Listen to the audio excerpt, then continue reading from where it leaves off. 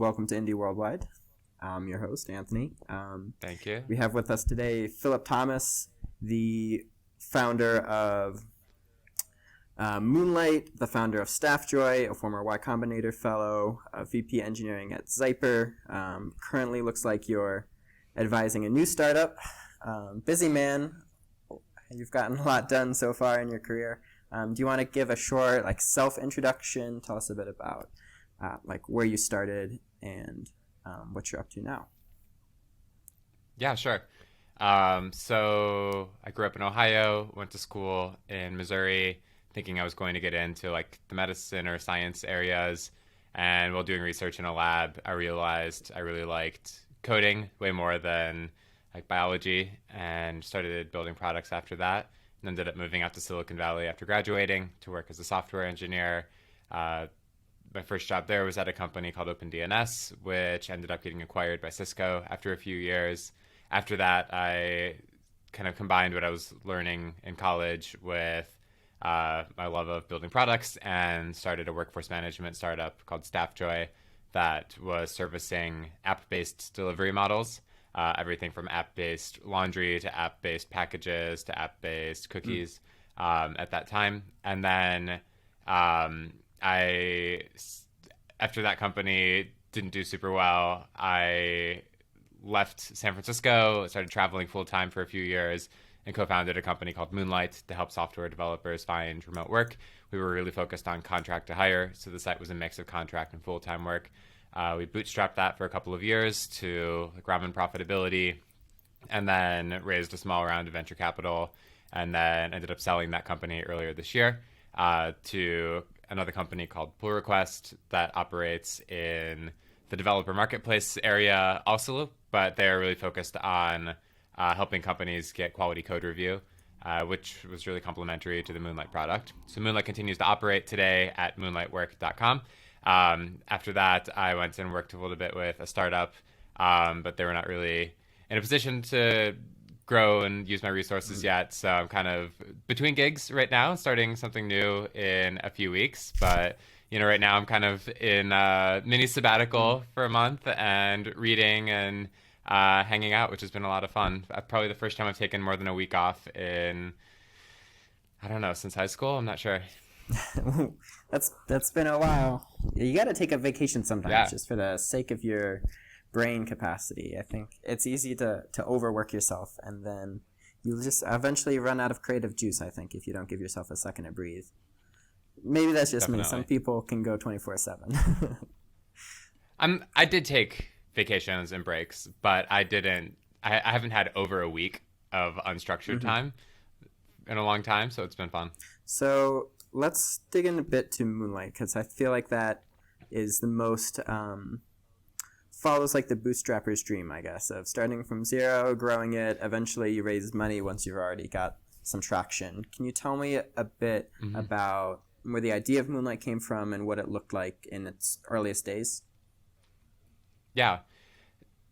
So Moonlight was a two-sided market. So we had developers who were looking for work and companies who were looking to hire.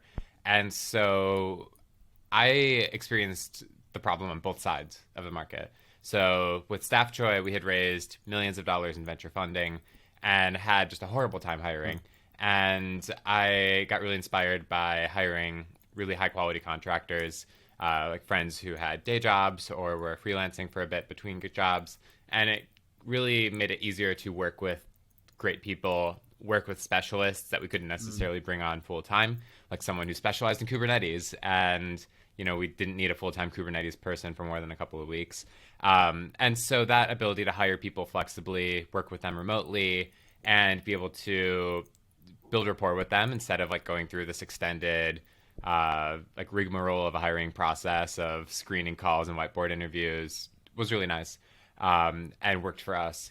And so that's kind of one side of the Moonlight inspiration. And then the other side was leaving San Francisco and starting to work remotely from Mexico City first. We freelanced to begin Moonlight and kind of tapered off freelancing over time. So we were never dipping that deep into savings, because we were kind of self-funding it while freelancing. And so on that side, we were the first developers on Moonlight also. So we really appreciated that it's hard to get access to high quality work remotely. And we had started this company in 2017. So I know right now in COVID, the idea of companies hiring remotely makes a lot of sense. But prior to COVID, it was less mainstream. And we really saw contract to hire as a way to get a lot of companies that were resistant to full-time remote workforces to hire remotely. And so we had our own connections from having lived in Silicon Valley for years, but friends who were not connected to the network as deeply had trouble getting access to high quality work. And we always heard people on one side saying, I just need more great software engineers. And then on the other side, people saying, like, I am a really great software engineer, but no one wants to hire me if I'm not based in the Bay Area. And so we started Moonlight to connect those two sides.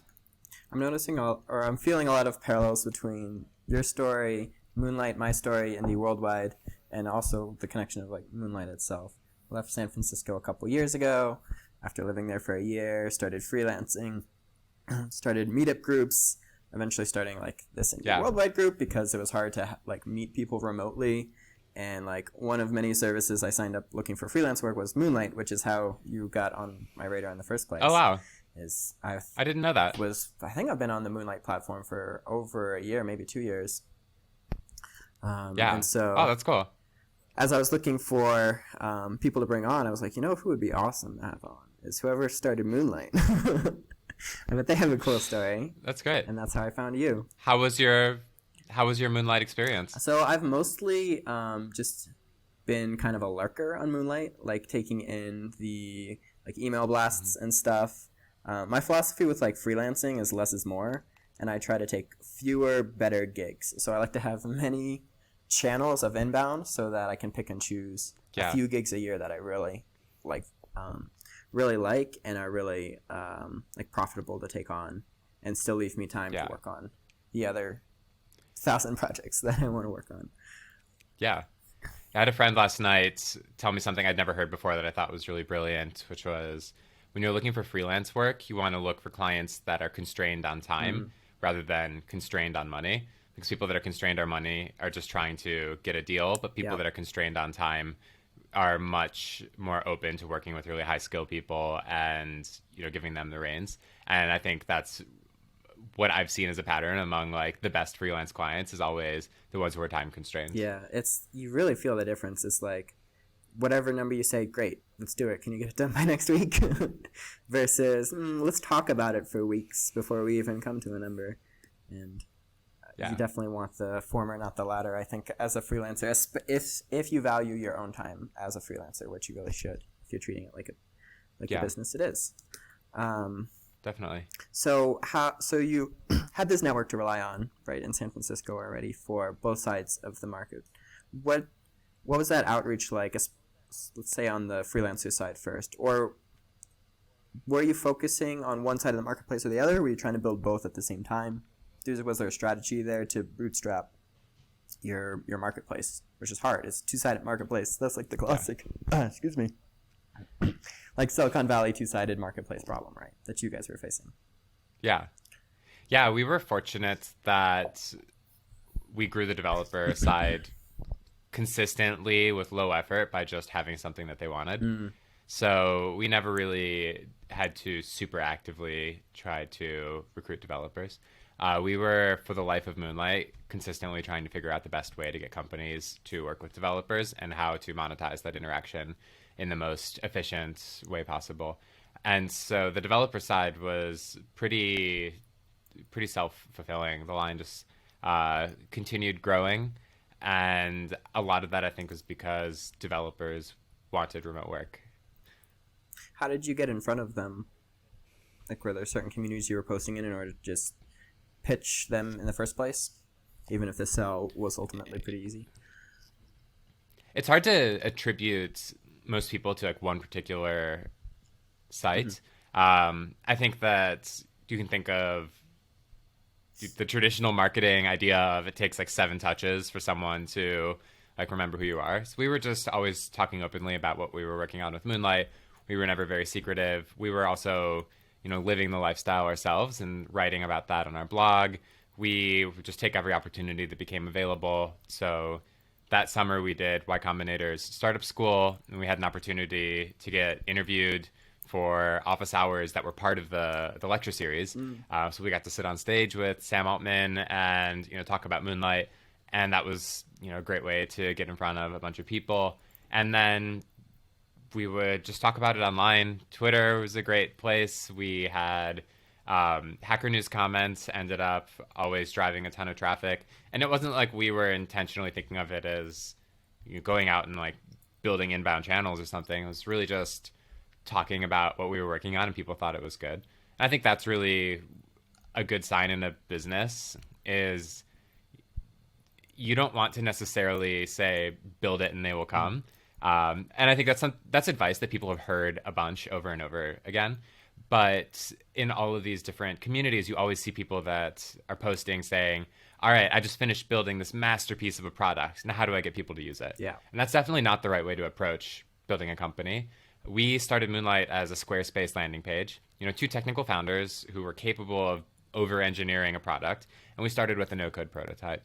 And we just started talking with people and understanding what they wanted and, getting them on the site and getting people on our mailing list long before we had a whole software product. And I think that's really important advice for anybody trying to get into an indie business is there's nothing stopping you from getting a landing page up today and talking about it openly and doing a product hunt launch and tweeting about it and getting people on that mailing list before you've built anything. And if you can get people to sign up, you are in a good spot. But if you can't get people to sign up for your Squarespace mailing list, building out the product, like you can't get them to sign up for the product anyways. So you've got top of the funnel issues you need to resolve before you start to build it. It's definitely a recurring issue that comes up at Indie Worldwide, and also like a recurring solution is people keep trying to throw things at the wall, they just don't stick. Eventually something switches, like they focus on the marketing first, they focus on the customers first, and then building later, and suddenly it works. Yeah, and that's what I think YC would call a solution in search of a problem. Yeah. Like that's not what you want to do, right? Like the classic sign that you're not, or that you have a solution in search of a problem is if you build some software and then you say, actually, we think we just found this magical new industry where it's going to take off, call centers or something like that, or restaurants. But I really think that it's important to stick to that initial problem that you discovered, that you empathize with personally, and work from that position and make the solution to that problem rather than just some random product that you're then going to go shill to people. Yeah, I think it's a pretty understandable mistake to make. Like, we're makers, we want to make things. We get hyper focused on the making and then forget that a business is not just what you build, it's also how you distribute it and who's buying it in the first place. So I understand like where it's coming from. It's a trap I've fallen into myself, and I think that the only way through is just to keep getting better. Keep working on new ideas and force yourself to figure out who your customer is before you start building their solution. And just launching constantly is good, right? Mm-hmm. Like I don't want to make it seem like I'm discouraging people from experimenting and launching ideas. Like I think the best way to learn is to just do it. And the faster you can get through that cycle of coming up with an idea and launching more often, the more you'll learn. It's a great experience, but I don't think people should necessarily set that expectation ahead of time of like, this is going to be my $1 million idea, unless they really are going to take it seriously from the customer perspective. Because the nature of software is that it's $0 marginal costs functionally. Like you can add customers for free. And so the reason people would buy it is because they really want it. So you need to make sure you're building that thing that people want. Otherwise, it's more of just like a project or a hobby than a true business. What was it like on the company side, like getting companies onto Moonlight and buying into the product? Yeah. And also, what was the business model? What was the business model as well? How are you charging the companies? We experimented with a few different pricing models, and I think that was a place where we never really hit the perfect formula for growth. We originally were a pure contractor marketplace where we required you to send payments through the app. We added processing fee on top, which was transparently disclosed to both sides, and then that was how we made money. But we saw that there were problems with disintermediation, so people would work together and then move off platform, and it was hard to enforce that. Then we started to see a bunch of people converting to full-time and seeing that that was a way companies were used to paying for hires, that their budget for contractors was low, but that their budget for success fees on full-time hires was tens of thousands of dollars per hire. And so we experimented with that a little bit. And what really got us to good growth was focusing on a subscription-based model where companies paid for access. And that, rocketed us from $0 to $10,000 in monthly recurring revenue fairly quickly. But the difficulty there is if you have a month-to-month subscription, it's harder to get people to stick around long-term because it's kind of like a dating site where if your product is too good, then people stop paying you and leave. And so I believe the way that they're operating the site today is a small, like a token subscription amount with a success fee on top. And I think that is good. But that's, another thing I hear founders constantly say is, oh, we need to build a marketplace for this. But it's, marketplaces are a very specific business model. There's a lot of different business models you can use to connect two parties. If you have, success fee, you can do that. There's income share agreements where, the people on the site looking for work will pay you. There's platforms where you sell a tool to the people looking for work. And so I would just say generally keep an open mind on monetization, and that at the heart, most businesses come down to a cost of acquisition and a lifetime value. Like everything from, subscription smoothies to hiring businesses. And the more money people spend, the more money you can spend acquiring them. And so it's really a competitive advantage to have a higher price point because you can spend more money acquiring people. I know that there's, one school of thought, which would be, we're going to try to make it as low as possible so that we, are competitive. But it's really a competitive advantage to be able to have higher margins because if your companies on your site are paying you $10,000 per year in subscription, you can spend up to $10,000 getting that customer. And that makes it so much easier to grow. And that, creates that feedback loop, the positive feedback loop that makes it easier to grow.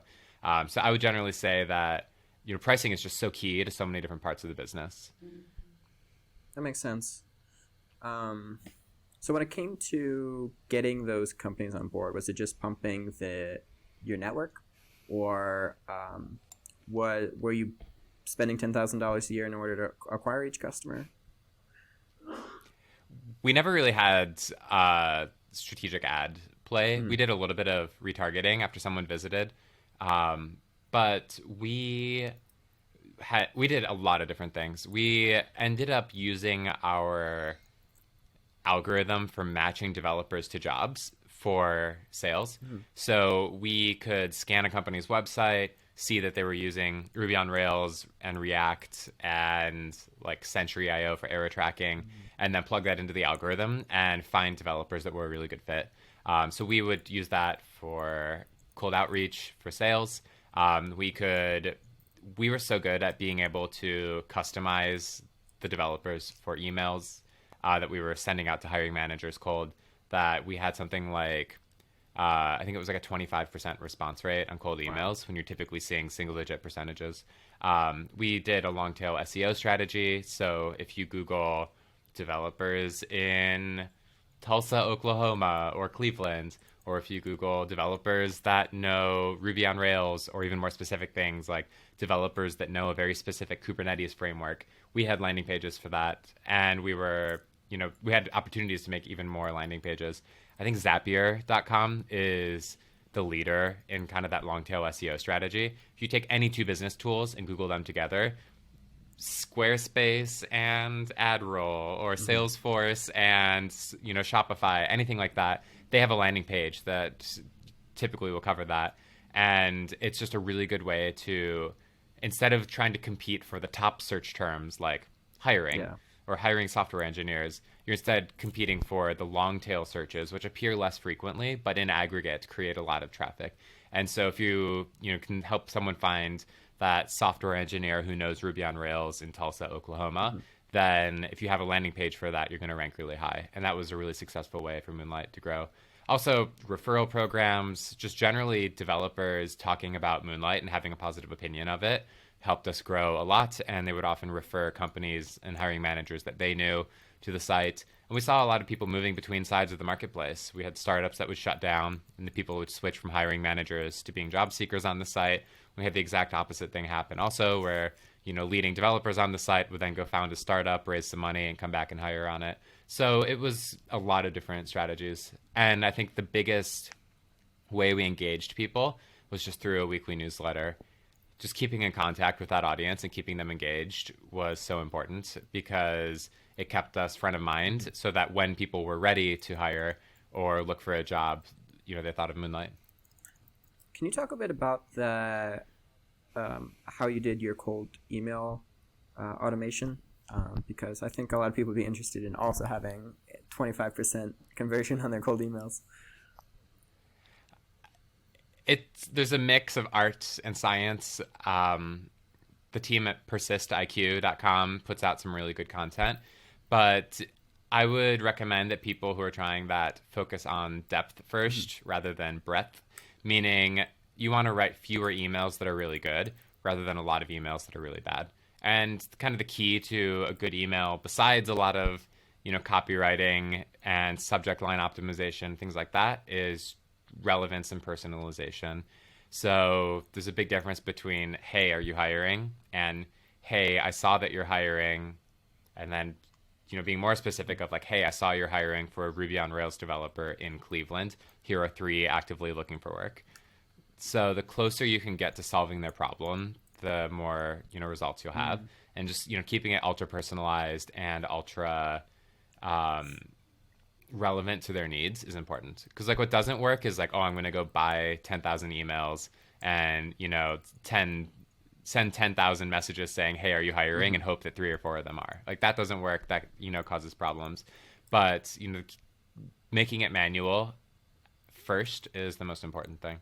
In order to figure out what works to begin with, what you can automate later. Yeah. I mean, if you are manually sending cold outreach emails, you go find someone on LinkedIn and you send them a message, and then you compare that to kind of how, like, the cold outreach emails you get in your inbox.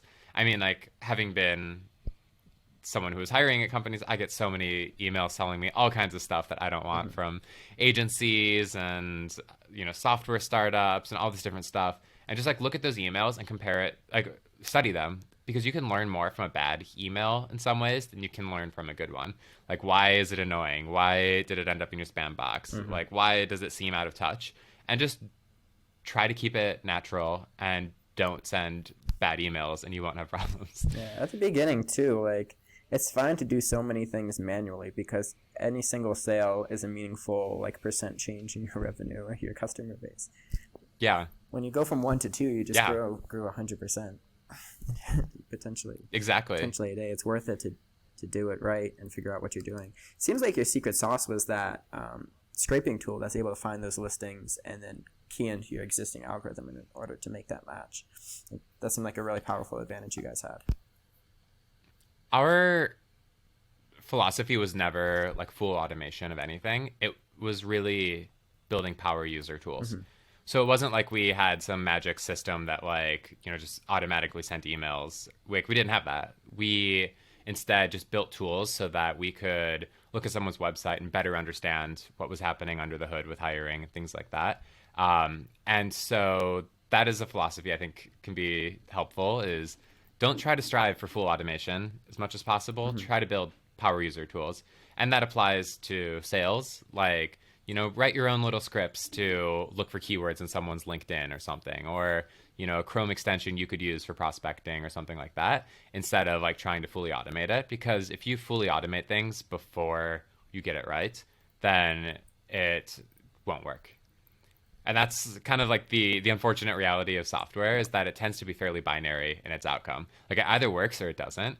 And if you automate something that's not working, it still won't work. No matter how many, computers you throw at it or how much data it collects, if it's not working, it's unlikely to just randomly start working one day.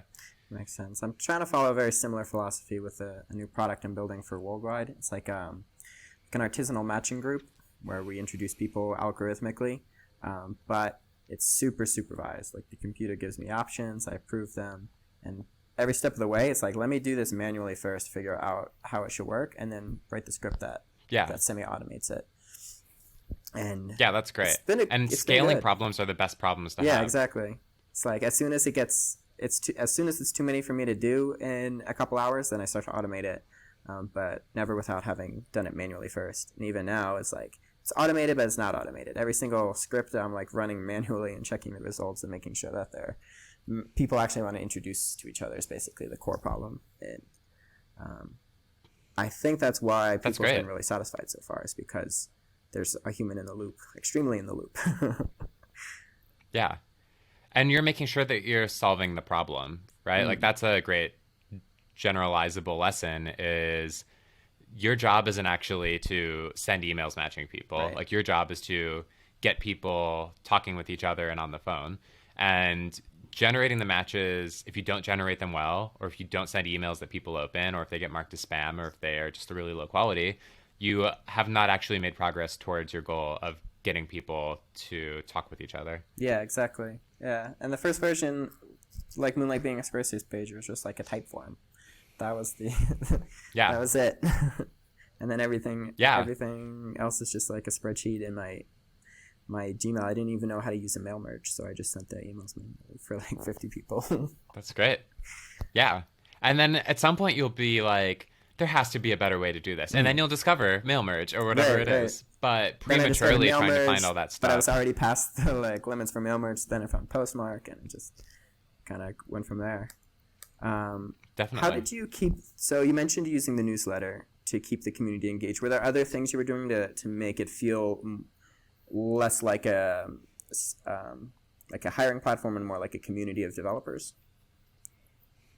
We were working on a few different things. We had a Slack channel.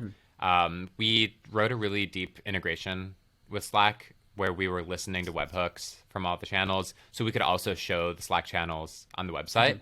So we could see who sent, what messages and analyze it. And we were working on, continuing to make that more and more powerful. We also would use that Slack integration to send job matches via Slackbot, which was really great. Building that tooling integration with Slack worked because it was what developers were already using. It wasn't like we came out one day and said, today we're just going to build an integration that takes a long time for some reason with this. Instead, it was that we looked at what all of our users had in common, and all of them were in Slack almost all of the day. They all had the app installed on their computers and they were using it often. And so that's why we kind of made the decision to build on top of Slack rather than try to build some extensive in-app community ahead of time.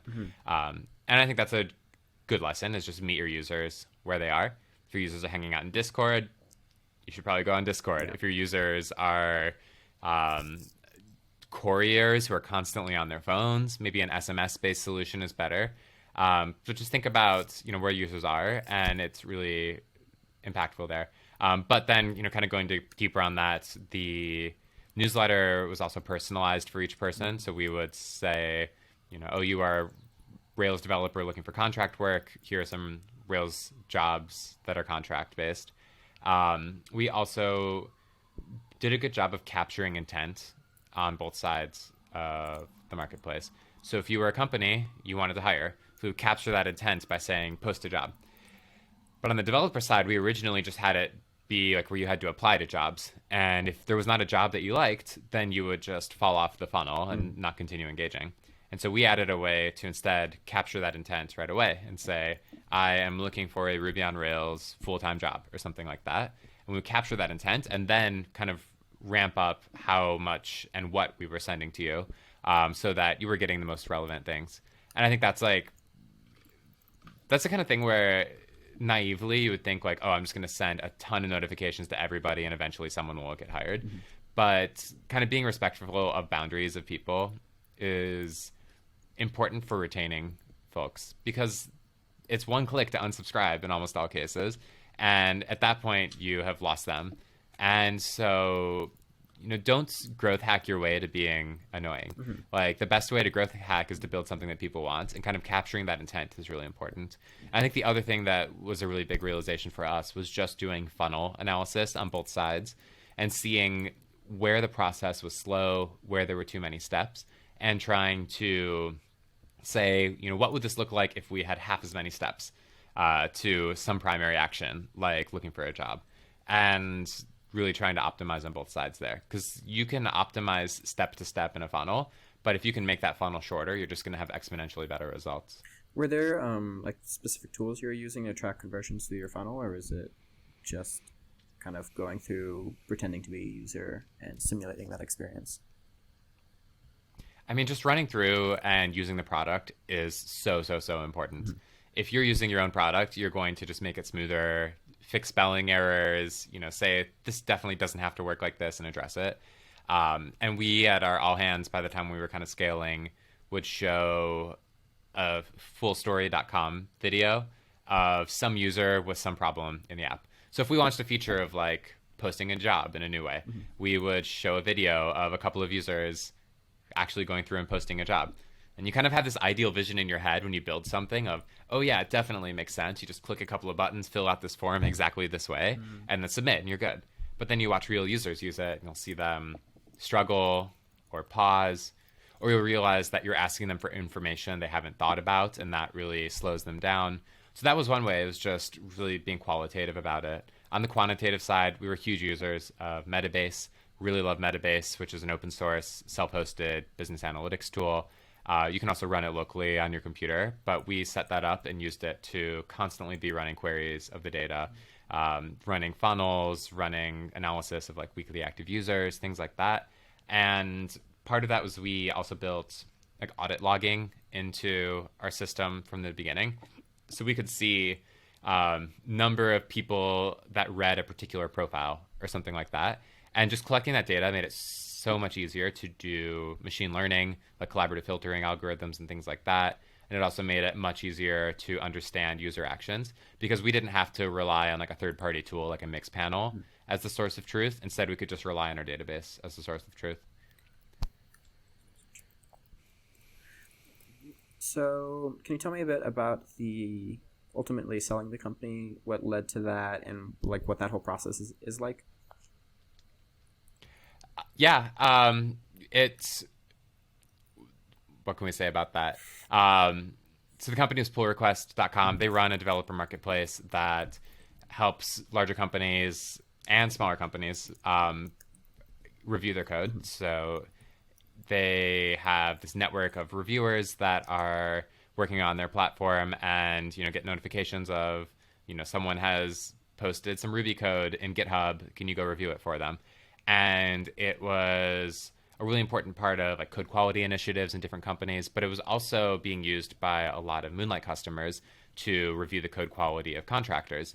And so we saw a partnership opportunity there. And there was also kind of a desire from some pull request customers who would see feedback of, this isn't the right way to do it. Here's how you probably should go about it to make it more efficient or do best practices. And they would want to be able to say, okay, well, can you just fix it? And they didn't really have that capability at that time.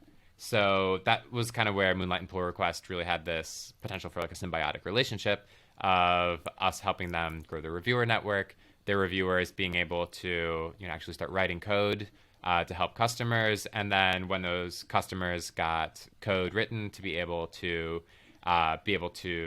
get it reviewed. And so we got an introduction to the company through one of our investors and ended up having opportunity to get finalized, and we closed the deal a few weeks before COVID-19 hit. So the timing was fairly fortunate, and they're continuing to operate the site, and it's live at moonlightwork.com. So did you guys reach out to them with the idea like, let's get acquired by pull request, or did it kind of turn into that after talks started? It was a little more serendipitous. Makes sense. So you were just kind of looking for a straight partnership to begin with, like we'll trade users, we'll trade capabilities, but not necessarily like let's become the same company.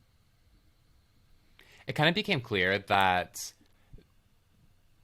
we had kind of a unified labor force underneath, and that there were different ways to utilize it. Like what we did with Moonlight was extremely general. If you wanted, we had people like, I think one user hired someone to teach her to code. She is now like a venture funded startup based on the code she wrote. We had people hiring to do open source work. We had people hiring for full-time teams. And so it was kind of every different way you could use Moonlight. It was, you could use it. But what pull requested that was so amazing is it was very focused. It was, we use software developers to review code, and it's very clear. Like when you sign up for the reviewer network, like what you're signing up for, how it works, and how companies interact with that network is very straightforward. And so I think that there's, you know, really interesting opportunities to continue to kind of innovate on what is this kind of broader group of people that are looking for short-term flexible contract work, you know, focusing on that problem and offering it to them in different ways, which could be code review, but it could also be writing code. It could, and then in the future, there could even be additional, you know, levels that are built on top of there. But if you're just looking at it from the problem side of these developers, like their problem is that they want flexible income, and there's a variety of different ways that they could get that. And I think that's kind of why that partnership really made sense. It sounds like the deal went through pretty quickly too. Like I've read that M&A processes can be really drawn out and painful, but maybe by virtue of both being startups, it went a little smoother. Yeah, we weren't a very big company either, so it wasn't like we were. Like when I was at OpenDNS, that was a huge deal, and like, you know, hundreds of people involved just in terms of like getting hired. For Moonlight, it was like very much a small deal, and I think that's part of the nice thing about having a smaller company is you have a little bit more optionality. To go a little bit back again, or to when you decided to raise money for Moonlight, when did you decide? What was the motivation to raise money after having bootstrapped to a certain point? Yeah, we put our pitch deck online a couple of weeks ago. It's on tinker.fyi. So if you go down to the footer and click columns, you should see a link to it. So you can see our pitch there. And Moonlight at the beginning was a very functional, like straightforward business, kind of taking on recruiting agencies. And as we worked on it longer and longer, we started to see this opportunity for broader work changes. We have the slide in the pitch deck that's kind of like a Maslow's hierarchy of needs, but for like remote developers. And kind of at the bottom of it is just jobs and getting paid. But we kind of saw that there was this additional set of needs that we were having people within the network looking to have addressed, that were stability and community, ongoing education. And I still strongly believe that there's going to be a lot of interesting companies that look at that pyramid of remote workers and say, you know, as a work from home workforce, you're no longer going to have as much mentorship in the office. You're no longer going to have as much community from work. You're no longer going to have such easy access to going from junior to senior. And it's also going to be harder to prove your abilities and so we think there's a lot of opportunities around certifications and things like that to create trust points between disconnected people that could potentially work together. And so that was kind of what we raised money on for Moonlight, was this idea of going from hiring to additional ways to service remote developers. And we were, you know, working on a variety of ways to do that. But I think that's still like a long journey that a lot of different people are going to be involved in. What were you hoping to get by raising money? Like, was there the grandest vision of Moonlight, I guess, that you were trying to get to? We were trying to help the world work together and really wanted to make it easier for people to have access to high quality remote work, even if they weren't in Silicon Valley. And so that's hard, right? Like today in a COVID world, it seems a little bit more straightforward, but I think the timing was a little hard for us to try to convince companies, because a lot of them were like, we will never, ever, ever be remote. I mean, this was around the time when Reddit was firing people who refused to move to their office. Now Reddit is trying to get people to be remote, and so we wanted to start building some of that tooling on top, right? Because we had distribution and engaged audience, and we wanted to be able to start addressing their needs post-hire, which were problems, right? Like, this wasn't necessarily like a hypothetical thing, but we would have people we would work with who were freelancing for decades because they couldn't get a stable job, and they didn't have the ability to get healthcare easily, and they were learning or working in some esoteric programming language that was no longer popular, and they didn't really have access to resources to kind of learn what was happening in the current time. And as we traveled, we would constantly be holding these meetups for Moonlight. We would host meetups in Mexico City and Barcelona and all around, and see that among remote workers there was also just like a need for more community. I mean, you said that you were hosting meetups in San Francisco. I was hosting meetups in San Francisco. Like, in San Francisco, if you want to go to a JavaScript meetup or a Kubernetes meetup or a Python meetup during non-COVID times, like, they're all available there. But if you are a really fantastic Kubernetes expert based in Chile or something, it's way harder to build a community and continue your professional growth, but also to receive mentorship or provide mentorship. And so I think that we're going to see a decoupling in the future of jobs and some of these things that have traditionally been provided by jobs, such as community, ongoing education, things like that. I mean, if you look back at the industrial age, the expectation was that you would get hired for a job and then they would train you to do the job. Like, if you were going into a factory, they would hire you, and then you would go into the factory and they would train you to operate the equipment. But today's world is way more egalitarian in the sense that if you want to get a software job, you have to prove that you already know the software to get the job. And there's less of a world where you are going to get hired and then taught on the job things you need to know.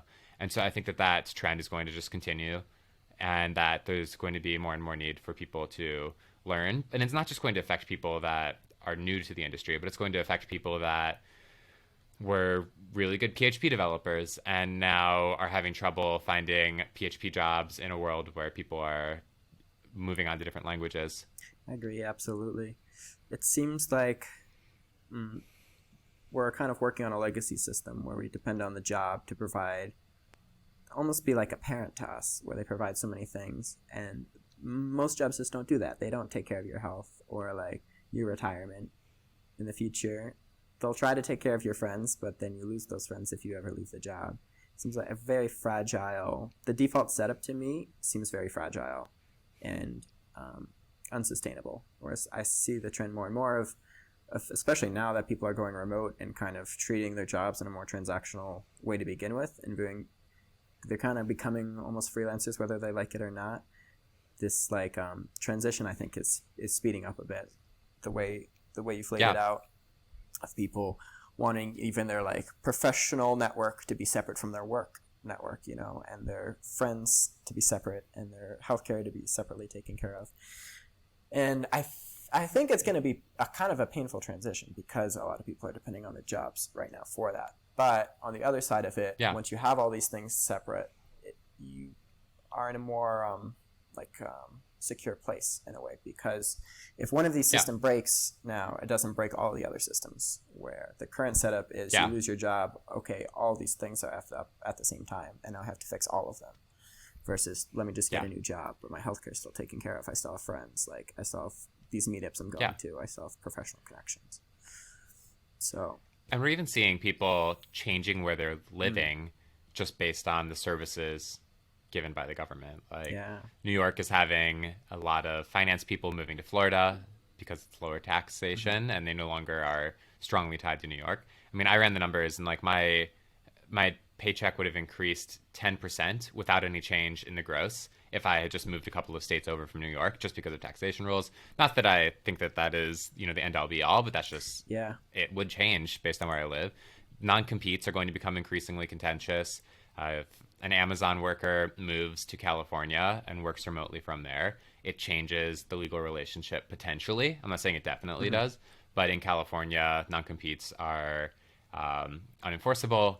But there are some large tech companies like Amazon that are notorious for severely limiting people's options after they leave Amazon due to non-compete clauses. And so we're seeing people cherry picking where they're living because of the legal environment like that too. And I think, healthcare and things like that have the potential to also factor into that. So a lot of things I didn't happening. even think Really about good that book move. called The Sovereign Individual What's that it talks called? about that. The Sovereign Sovereign Individual. I'm gonna check that out. Sounds right up my alley. That would be such a baller move if you were trying to, like, say you're at Amazon, you want to start a startup, so you move to California, work remote for long enough in order to be under California employment laws, and then cut ties like that.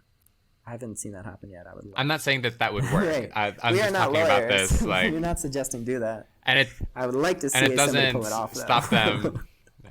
And it doesn't stop them from suing you either. No. Like, just because it's, This is America. We can sue. they can still pursue it. We can Yeah. sue for whatever we want. But employment lawyers constantly tell me that non-competes get enforced way more often than you would think they do, because they're often just like very confidential. That someone will leave a company and go to a new one, and then both the person and the company will receive a letter in the mail saying, I'm not sure if you knew this, but one of the divisions at our company is very slightly adjacent to the new company you went to, so you can't work there because of the non-compete. And then people just are very limited for, the period of the non-compete, typically a year. So. Yeah, that turns my stomach, that strategy. It's just so scummy. If the employee, And it's happening. If the employee wasn't in that division and they don't have that secret knowledge, it's just legal bullshit. They'll say even just like if you know people and you have their phone number in your cell phone, that those could be trade secrets. There's a lot going on. I think that we're going to see this start to crop up more prominently in the future. Like right now, big companies will pay to defend executives that they poach. So when, Airbnb poaches someone from like an AWS or something, they will fight publicly. But, a lot of these fights are very private and end up getting settled in like mandatory arbitration, which is also a very difficult and controlled process that favors the companies. Have you had to go through a mandatory arbitration before for any of your companies? No, never. Fortunately, have you? No. No. I've only seen it on like Silicon Valley. It's the only. But it exists. Yeah. So if you were starting a new company, would you go straight to raising money now, or would you try to bootstrap it again? Would you do some kind of hybrid? That's a great question.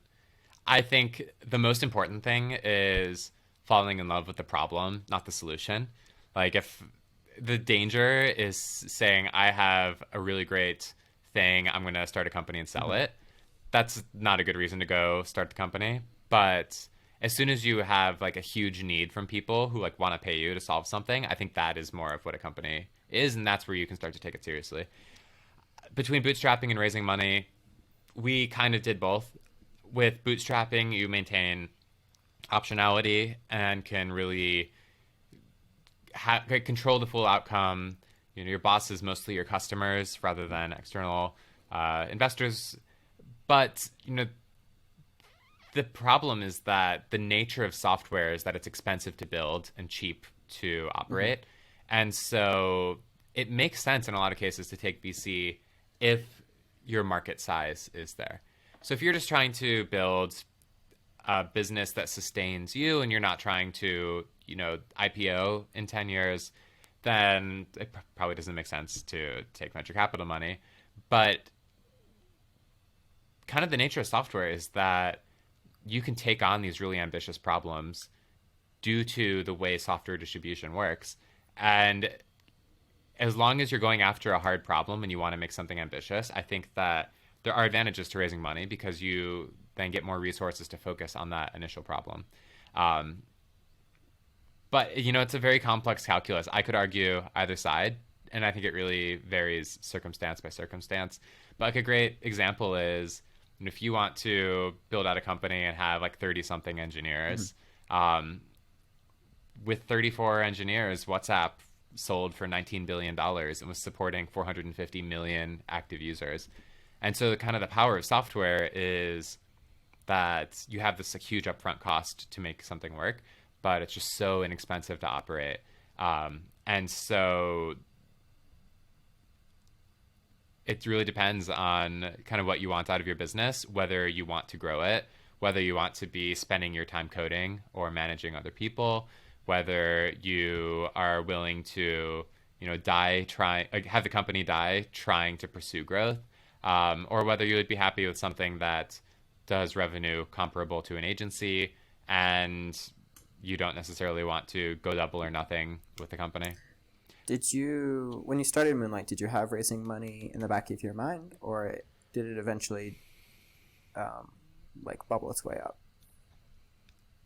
We had it in the back of our minds, but we didn't really have a focus saying, like, this is our $1 billion opportunity. And that's such an important part of raising venture capital is market sizing. Like, if you can't get your business to 100 million in ARR or $1 billion in ARR, if you get 100% of the market, then it's not necessarily going to be a good fit for VC. There are some other models like Earnest Capital and Indie VC, which definitely change that. And I think those really make a lot of sense. But I think the bar in some ways is higher for some of these bootstrapper funds because they are really revenue based. Mm-hmm. And the main reason I think that they want to be investing in companies is to help you where your only problem restricting growth is capital, so that you can go out and get companies and build the features they want. But you kind of need to already be in the range of like $5,000 to $10,000 in monthly recurring revenue to have a revenue driven fund invest. So there's still that cold start problem.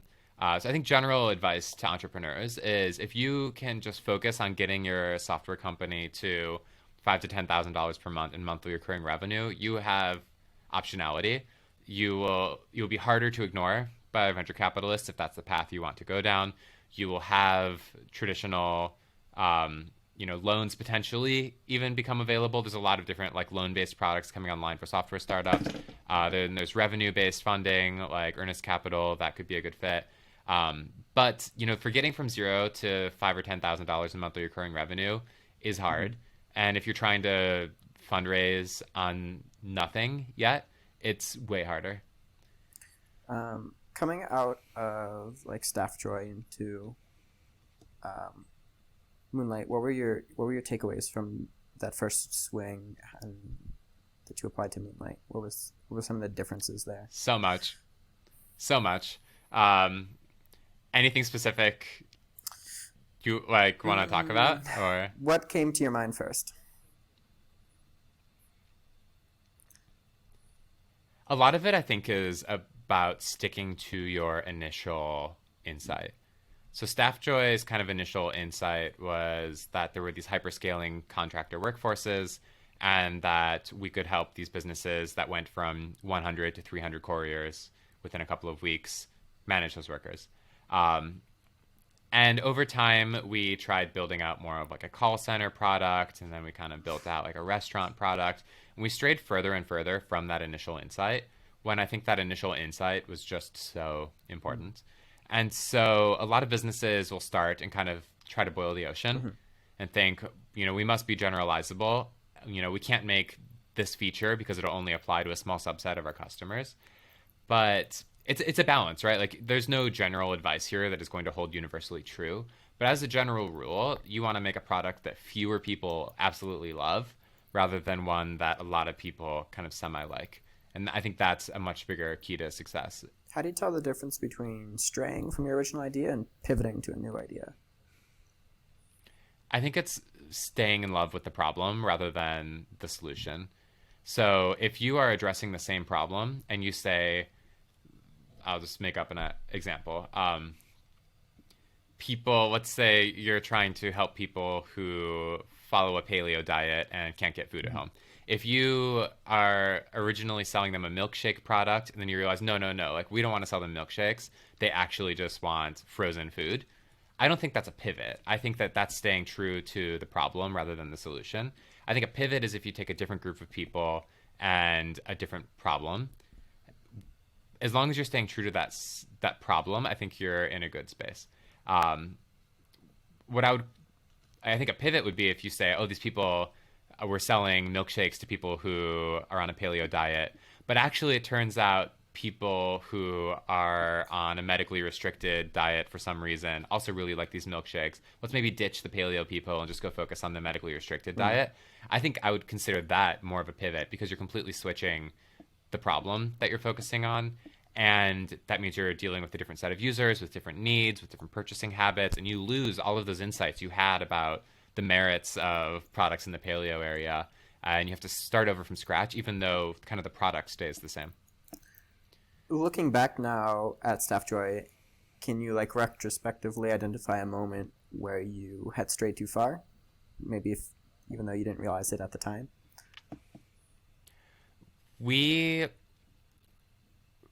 A lot of businesses reach this point where they have glimmers of product market fit. And then it turns out that they really didn't have it, and they kind of need to go back to the drawing board. And I've been at companies that were like that as an employee, and it's a hard thing to deal with. And I think we had that moment at Staffjoy when we were like, oh, like we're starting to sell this. Like people kind of want what we're building. And so we hired a full-time salesperson who was great, but people didn't want the product, it turned out. And we kind of felt like we had success a few weeks ago. We should be able to continue to figure it out. And so we kind of kept on a salesperson for a product nobody wanted to buy and just started scrambling quickly and started working on a restaurant version of the product instead. And I think that was a point where we should have made hard decisions and said, we have a great salesperson who's selling something nobody wants. Maybe it's our fault with the product and we should focus more on the product and dig in deeper with the customers and find out more about what they want. And I think that was definitely like a point where things started to go off the rails. Is there, knowing what you know now, is there a way that you can measure whether you actually have a product people want or if it's just like a false signal? I mean, Superhuman has an interesting test, which I forget the specifics of it, but it's something about measuring how unhappy would you be if this product went away. That's one way to go about it. I think the other thing is churn. Like, as an early business, churn is just the canary in the gold mine. I've been at businesses with negative churn, where the customers spend more and more and more money every year. And I've been at businesses with 90% plus churn. And at both of those businesses, customers are happy when they sign up. But it's really whether they stick around that is just so impactful. That's why Snowflake's IPO is just blowing up. It's because their churn numbers are, I believe, negative and just looking really good. And so if you look at your business and customers are not sticking around, that should be the first sign that something is very wrong. In fact, you should be having your customers want to give you more and more money over time. How would they give you more money? If you look at something like Google Apps, which is you have per seat memberships and they just add more and more seats over time. That's an example of a customer spending more money over time, where they start off paying $10 a month and by the end are spending like $60 a month or something. So that's what I would really pay attention to. And then also just hopping on the phone and making sure you're solving that customer's problems.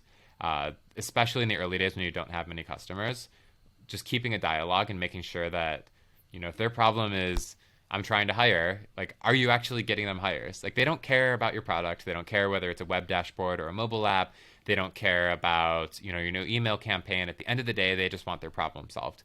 And it doesn't matter whether it's a tech product or a mail order, you know, subscription service or something. Your job is to solve that problem. And as long as you're solving that problem, you are on a path that should be good, hopefully.